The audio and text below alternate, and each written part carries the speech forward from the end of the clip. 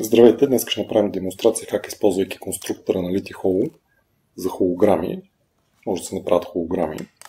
Слагаме едно стъкло, слагаме колата, тук е обозначено къде трябва да сложим колата. Ще направим преминаваща холограма, може да се направят и отразящи холограми, но ще направим по-простото за LiTiHolo. Преминаваща холограма, така че ще трябва, ако искате да я възстановите, ще трябва с лазер да я възстановите. Самият конструктор, най-хубавото му са плаките, иначе пластмасата лесно се чупи, ето ги, вече са счупени, затова давате няколко парчета.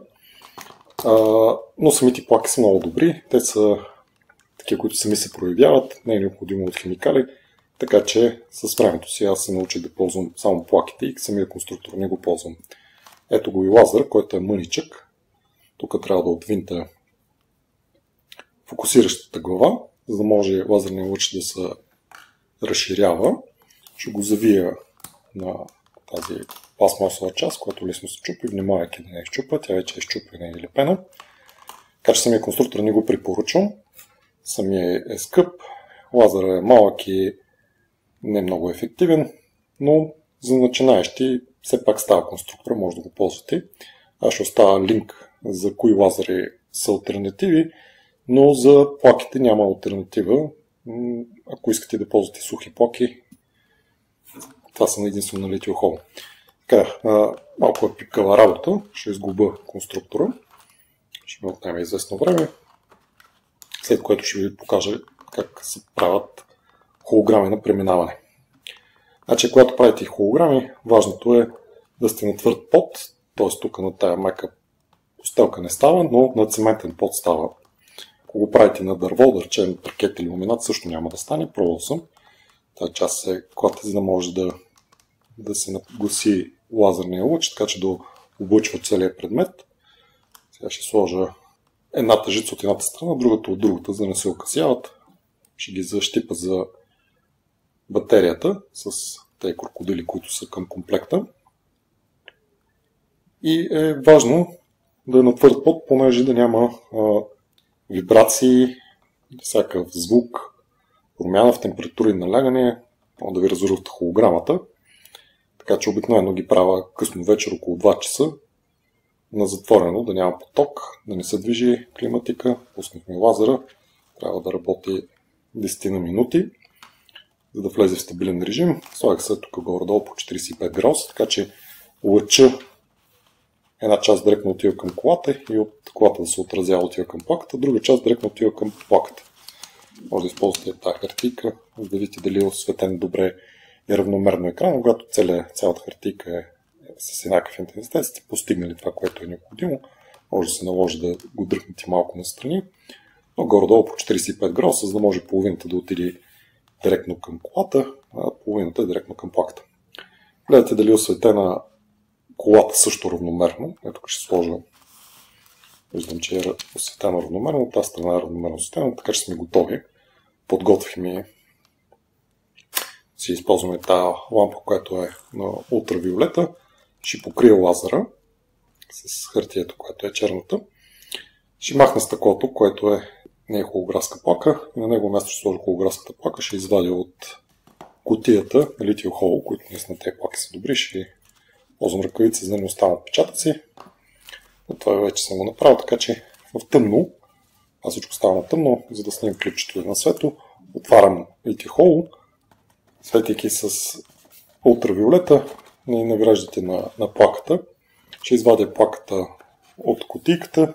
Горната част на плаката е филма, така че него ще го сложа, ето това е покритието, което е филма, него ще го сложа към предмета, винаги го слагаме към предмета. Дали правя отразяващи или преминаващи холограми, винаги плаката трябва да е към предмета.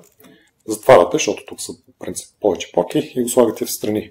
След което може да го изключите, това отново напомняне на тъмно, лазер вече работи от 10 на минути, за да е стабилен. Гледате, няма вибрации и дигате картона. След 10 на минути вашата холограма ще е готова. Аз оставам даже 20 минути. Тук няма пренасищане на холограмата, няма опасност да преекспонирате, така че по-дълга експозиция не вреди и понеже е суха, директно е готова. Не е необходимо да ви промивате като филми с различни химикали. Готова е. И сега ще ви покажа, малко да затъмня, че не е достатъчно тъмно, за да се види холографското изображение. Нещо не се вижда. Може би ще го повторя късно вечерта, за да се види холографското изображение. Ще го добавя към това видео. Ето вече е достатъчно тъмно, така че холограмата се вижда. Холограмата е на преминаване. Включвам съм червения лазер. Мога да я върта от различен ъгъл, да се види, че е триизмерно изображение. Мога да я блокирам. Като блокирам лъча, изчезва и холограмата. Ще приближа по-близо да се вижда по-добре. Вижда се холограмата, върта, виждат се колата, виждат се долу купчетата. Мога да завърта, там е лазера, който го осветява. Холограма на преминаване. Мога да смина с различни лазери да светя, може да е с зелено или синьо, и ще направя същата демонстрация. Ще използвам същата холограма. И ще смина лазера, тогава ще бъде лаката ще изглежда зелена или синя. Когато е холограма на преминаване, мога да го направя.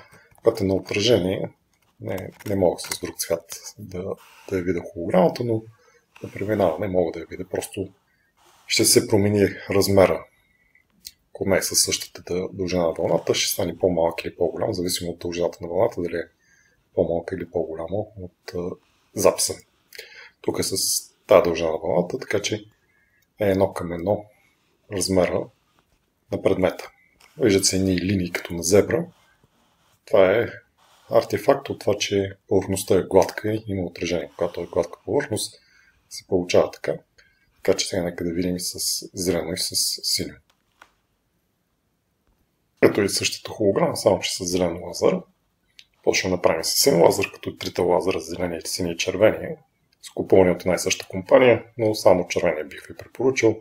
Зеления не е толкова кохерентен, синия е кохерентен, но е слаб.